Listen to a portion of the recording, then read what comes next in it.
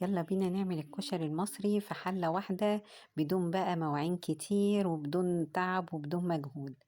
هنا بقى في حلة عندي حطيت شوية زيت، وهنزل بقى ببصل متقطع بقى جوليان قطع صغيرة زي ما تحبوا، وهفضل بقى ايه اقلب فيهم لحد بقى ما يدوني اللون الذهبي الجميل ده المقرمش.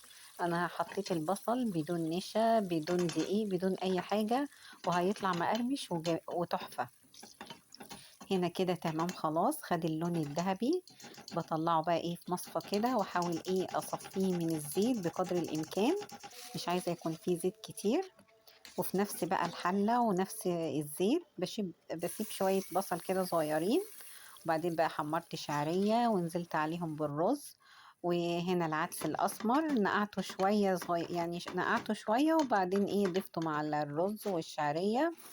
وهنا كيس مكرونة، لو حابين تضيفوا مكرونة سباكيتي ممكن تحطوا، بس أنا اكتفيت بالمكرونة الصغيرة. وأهم نقطة بقى في الكشري ده إن احنا بننزل بالمية تكون مغلية، يعني مش دافية، لا لازم تكون مغلية من الكتل، أو انت تكوني غالية مية. وبنكتر المية طبعا عن المعتاد علشان المكرونة والعدس والرز يستووا كويس معانا. هنعمل بقى الصلصة بتاعتنا. هنا حوالي معلقة توم مهروسة، وحطيت من الزيت اللي حمرت فيه البصل، وهقلبهم كويس جدا. وحطيت حوالي معلقة من الخل، وهقلبهم تقليبة. وهنزل بقى عليهم بمعلقة من الصلصة، دي رشة سكر، حطيت عليهم رشة سكر. تمام كده. وهنزل بقى بمعلقة من الصلصة. أنا بحب أحط الصلصة الأول وأقلبها كده على النار.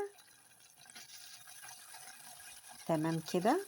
بديها زي صدمة كده الأول، وبعد ما أقلبها عندي هنا طماطم أنا كنت بشراها عشان تطلع زي بتاعة المحلات، وهقلبهم مع بعض كويس جدا، واسيبهم بقى ايه لحد ما يتسبكوا. وهنا كان عندي كيس أنا كنت حاطاه في التلاجة عندي، كنت مخزناه، حطيتهم مع بعض. تمام كده. وحطيت بقى معاهم بابريكا وملح وكمون، وهسيبهم بقى ايه يتسبكوا مع بعض. تمام كده. هنا بقى ايه حطيت شوية بصل كده مع الصلصة، يعني فرمتهم كده بإيدي وحطيتهم مع الصلصة عشان يدوا للصلصة طعم زي بتاعت بره بالظبط. بصوا بقى هنا الرز استوى معانا. وهنا بقى بعد ما حطيتهم بقى في الطبق، عايزة اقول لكم والله يا جماعة طعمه تحفة بجد.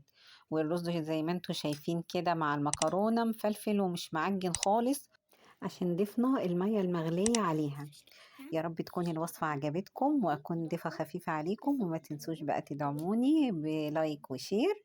وأتمنى إن شاء الله تجربوا الطريقة، وأتمنى إن هي تعجبكم.